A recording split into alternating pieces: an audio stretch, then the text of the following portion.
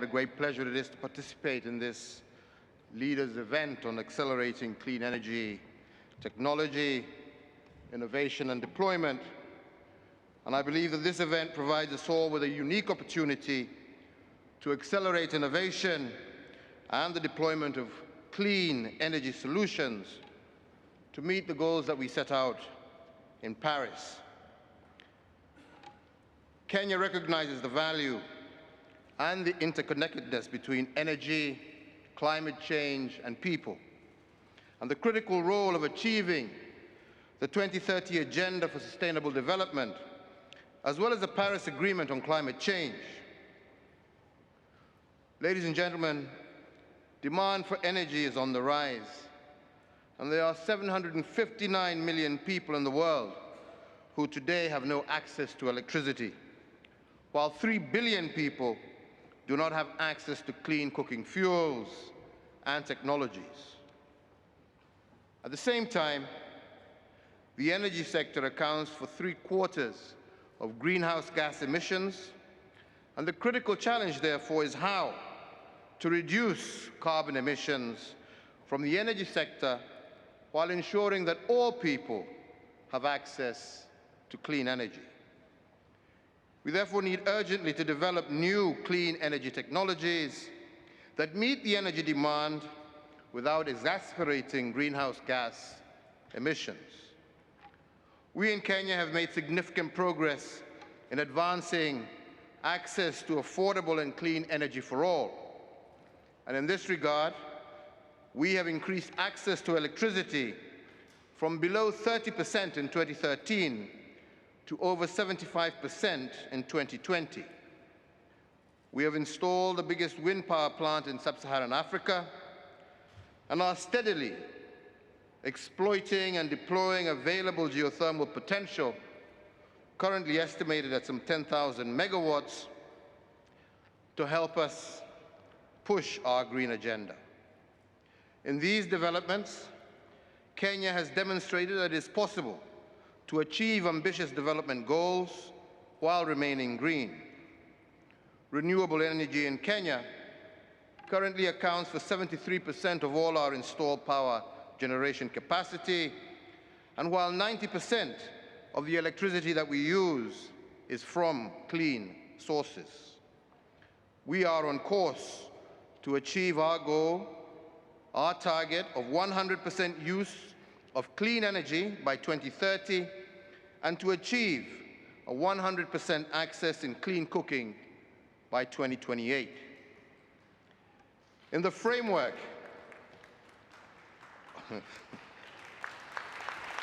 Thank you.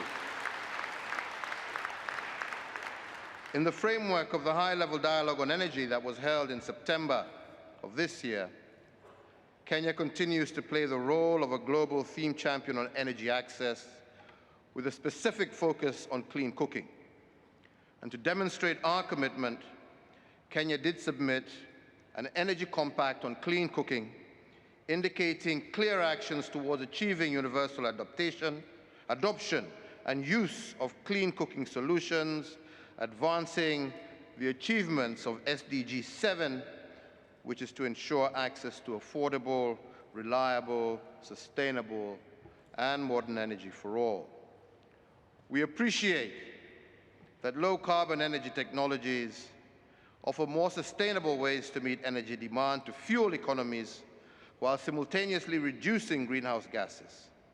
However, access to and deployment of these technologies remains a persistent barrier. Nonetheless, Kenya's long and medium-term policies underpin a pathway to sustainable and resilient economic growth characterized by clean and healthy environment. Countries must therefore invest more in research and innovation, including addressing challenges of technology transfer to accelerate innovations and deployment of technologies in the energy sector. Further, there is need to promote public-private partnerships and collaboration through creative efforts to foster international partnerships, information sharing, and indeed establish novel financing schemes. We in Kenya reaffirm our commitment and resolve to work with others to accelerate climate solutions, keep to 1.5 degrees, and to ensure solutions are accessible and indeed affordable for all. We join the world today in launching the Breakthrough Agenda and say that Kenya is committed to working together with all countries to accelerate the development and deployment of clean technologies and sustainable solutions. Specifically, we endorse the proposed Glasgow breakthroughs pertaining to power and green hydrogen in the energy sector and look forward to transitioning and eventually exiting from the use of coal to clean power. Further, as a commitment to fight against climate change, part of Kenya's long-term strategy that is being finalized, and depending on levels of international support, as well as the principles of equity and fairness, we project to meet net zero target by 2050. We urge all parties to step up their ambition in making clean technologies the most affordable, accessible, and attractive option in their social, economic, and development interventions. I thank you all. Thank you.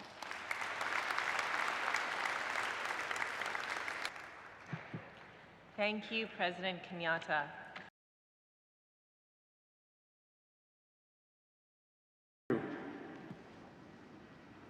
Ladies and gentlemen, our overriding purpose here in Glasgow is to raise the ambitions of our commitments to keep within reach our goal of limiting global warming to 1.5 degrees Celsius. But setting ambitious targets is only half of the equation, as you all know. We also have to have concrete plans for how we're going to meet those goals and decarbonize our economies to reach net zero emissions by 2050. To start, state the obvious, we have to immediately scale up clean technologies that are already commercially available and cost competitive, like wind and solar energy. In the United States, we set a goal of deploying 30 gigawatts of offshore wind by 2030, creating tens of thousands of good-paying union jobs for American workers, and meeting the power needs of almost 10,000 American homes every year. We can do this now. We don't have to wait. At the same time, we recognize that our current technology alone won't get us where we need to be.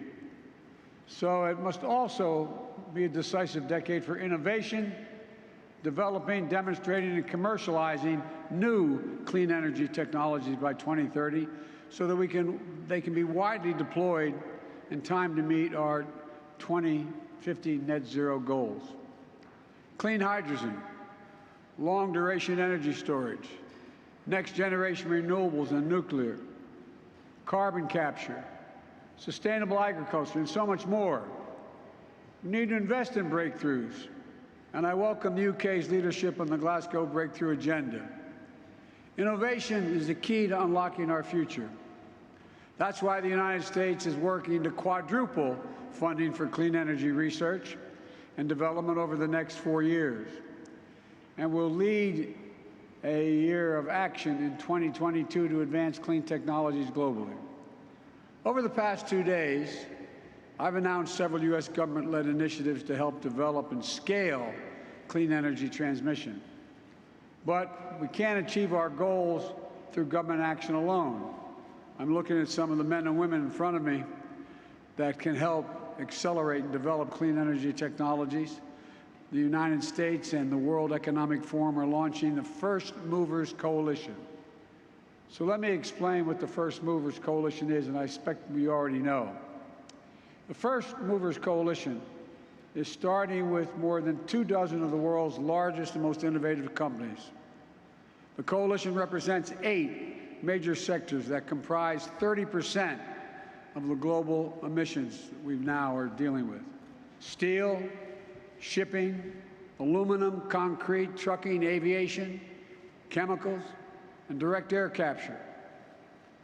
These companies will be critical partners in pushing for commercially viable alternatives to decarbonize these industrial sectors and more.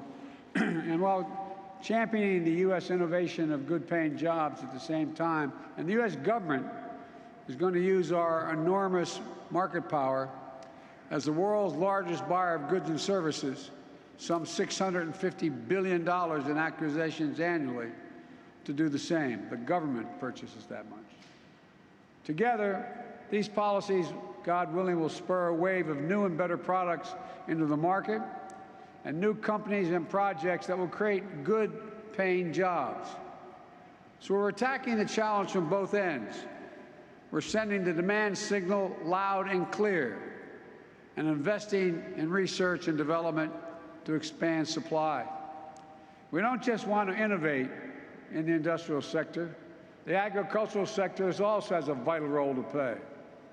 As stewards of the land, our farmers belong on the front lines of the climate fight. And together with the United Arab Emirates, I'm proud to announce the launch of Agricultural Innovation Mission for Climate, AIM for Climate. This is something we first proposed at my Leaders Summit on Climate. Over the last 6 months, we've worked with more than 75 partners to catalyze public and private investment in climate-smart agriculture and food system innovation.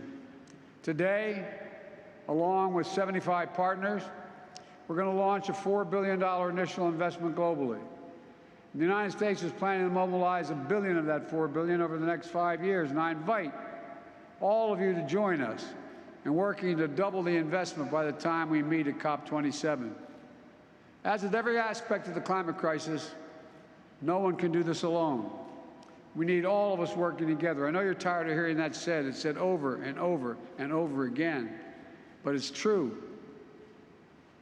And as we do, the United States will lead by example and share with the world our considerable powers of innovation. And as my grandfather would say, with the grace of God, the goodwill of neighbors, and the creek not rise, and we're going to make a lot of progress. All kidding aside, I think there's virtually nothing we're unable to do, particularly when we do it together. And again, I want to thank all the private sector for their work. Thank you. Scrupulously to everything I've been saying throughout this extraordinary summit, but I want to remind you of some key figures that you are worth remembering. And I just want to remind you that when I was a kid in this country, we got 80% of our power from coal. When I was mayor of London, and I first met some of my fellow world leaders, we got 40% of our power from coal. Today, that figure is down to 1% and it's going to zero by 2024. We're going to zero emissions for our vehicles, for our new cars by 2030. We're going to net zero for our whole power generation sector by 2035, not even making use of gas. How is it possible to do this? It's through technology. It's through the Promethean power of human invention. That is what is enabling us to make the progress that we are. And I want to see here from the Glasgow breakthroughs a new surge of initiatives to deal with some of the outstanding problems. And let me give you one in particular, and that is aviation. And it's a tough nut to crack. And we're spending, I think I can see Bill Gates dimly over there. Have I got Bill? I can see Bill Gates. Now, Bill and I just agreed jointly to spend, I think, £400 million trying to solve the problems of low-carbon aviation, zero guilt-free aviation. And we've got to fix it. I'm going to be flying in a plane quite soon that has, I think, 35% sustainable aviation fuel. I mean, and the target at the moment is to get to 10% sustainable aviation fuel for the whole world by 2030. How pathetic is that? We can do better than that, folks. It was 100 years ago that Alcock and Brown, I think it was Alcock and Brown, flew the Atlantic for the first time, didn't they, with about 865 imperial gallons of petrol. We've made virtually no progress technologically since then in our approach to sending a plane up over the Atlantic. I want to see ALOC, I want to see, never mind Alcock, I want to see Alloc as the skipper of the next Jet Zero plane that will not rely on fossil fuels at all. And I think that we should be far, far more ambitious. And I just want to say thank you to His Royal Highness, the Duke of Cambridge, because I think the Earthshot Prize is a terrific initiative. And I've just met some young people who've got plans for getting rid of, there's a machine over there about the size of a microwave. It looks suspiciously like a microwave, actually, that apparently can make very cheap hydrogen. Isn't that fantastic? I believe it. I'm a taker. She gave me her card. This could be the future. I think that we can crack these problems. And there are basically 5 key areas where we want to see the breakthroughs take place. They're in transport, they're in steel, they're in hydrogen, they're in agriculture, and above all, they're in power generation. And we can fix it. Go back to that initial statistic that I began with. We can do extraordinary things. You may not think that the weather is particularly beautiful here in the UK. Actually, it's wonderful, isn't it? The weather's not too bad today. It's been fantastic. Hasn't been quite up to Kenyan standards, Uhuru, but it's been pretty sunny today. And there are many days in which, thanks to our combination of solar and wind, we produce more than 50% of our energy from renewables. What we want, the whole objective of this summit now, is to take these inventions, take these breakthroughs, and get the finance, get the support to make sure that they are disseminated, they are spread around the whole world, so that the whole world shares in the Glasgow breakthroughs and shares in our agenda, and that we unite across the whole planet to tackle climate change. And there's one guy who particularly understands how to do that, and who shares that agenda, and who understands that a single hour of sunshine provides enough energy to power the whole Earth for a year. You know that, to power all human activity on Earth, I should say, for a year. The one man who understands that so well and who's achieved absolutely extraordinary things in his own country of India is the Prime Minister of India. And ladies and gentlemen, Excellencies, there is one sun, one world, one grid, one Narendra Modi, and I have great pleasure in handing over to Narendra. Over to you.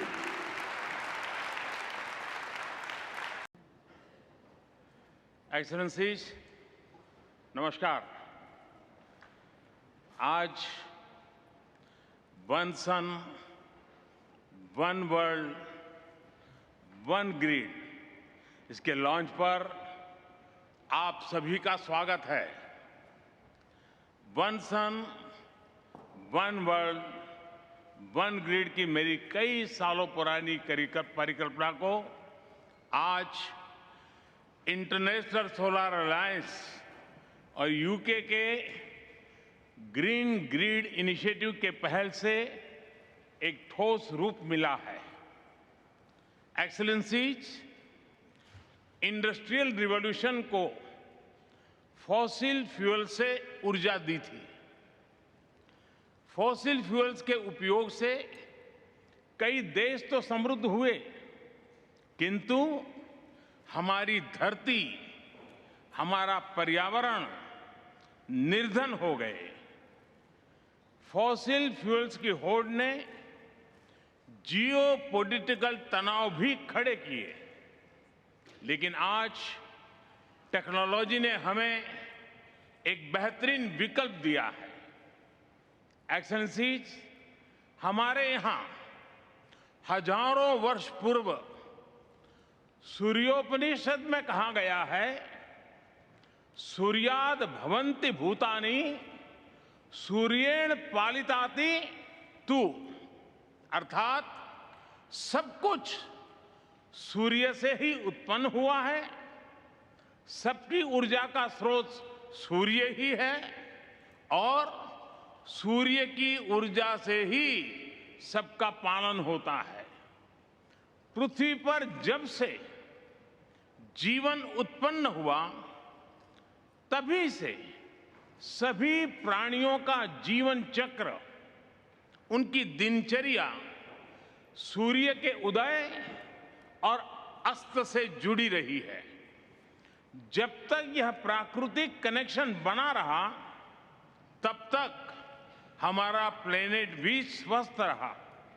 लेकिन आधुनिक काल में मनुष्य ने सूर्य द्वारा स्थापित चक्र से आगे निकलने की होड़ में प्राकृतिक संतुलन को डिस्टर्ब किया और अपने पर्यावरण का बड़ा नुकसान भी कर लिया। अगर हमें फिर से प्रकृति के साथ संतुलित जीवन का संबंध स्थापित करना है तो इसका रास्ता हमारे सूर्य से ही प्रकाशित होगा। मानवता के भविष्य को बचाने के लिए हमें फिर से सूरज के साथ चलना होगा। एक्सेलेंसीज, जितनी ऊर्जा पूरी मानव जाति साल भर में उपयोग करती है, उतनी ऊर्जा सूर्य 1 घंटे में धरती को देता है। और यह अपार ऊर्जा पूरी तरह से क्लीन है, सस्टेनेबल है। चुनौती सिर्फ इतनी है कि सौर ऊर्जा दिन में ही उपलब्ध है और मौसम पर भी निर्भर है। वन सन, वन वर्ल्ड, वन ग्रिड इसी चुनौती का हल है। एक वर्ल्ड वाइड ग्रिड से क्लीन एनर्जी हर जगह, हर समय मिल पाएगी। इससे स्टोरेज की आवश्यकता भी कम होगी और सोलर प्रोजेक्ट्स की वायबिलिटी भी बढ़ेगी। इस रचनात्मक पहल से कार्बन फुटप्रिंट और ऊर्जा की लागत को तो कम होगी ही, अलग अलग क्षेत्रों और देशों के बीच सहयोग का एक नया मार्ग भी खुलेगा। मुझे पूरा विश्वास है कि वन सन, वन वर्ल्ड, वन ग्रिड और ग्रीन ग्रिड इनिशिएटिव के सामंजस्य से एक संयुक्त और सुदृढ़ वैश्विक ग्रिड का विकास हो पाएगा। मैं आज ये भी जानकारी देना चाहता हूं कि हमारे स्पेस एजेंसी इसरो विश्व को एक सोलर कैलकुलेटर एप्लीकेशन देने जा रही है। इस कैलकुलेटर से सैटेलाइट डेटा के आधार पर विश्व की किसी भी जगह की सोलर पावर पोटेंशियल मापी जा सकेगी। यह एप्लीकेशन सोलर प्रोजेक्ट्स का लोकेशन डिसाइड करने में उपयोगी होगा एवं इससे वन सन, वन वर्ल्ड, वन ग्रिड को भी मजबूती मिलेगी। एक्सेलेंसीज, एक बार फिर मैं इंटरनेशनल सोलर अलायंस का अभिनंदन करता हूं और मेरे मित्र बोरिस को उनके सहयोग के लिए बहुत बहुत धन्यवाद देता हूं।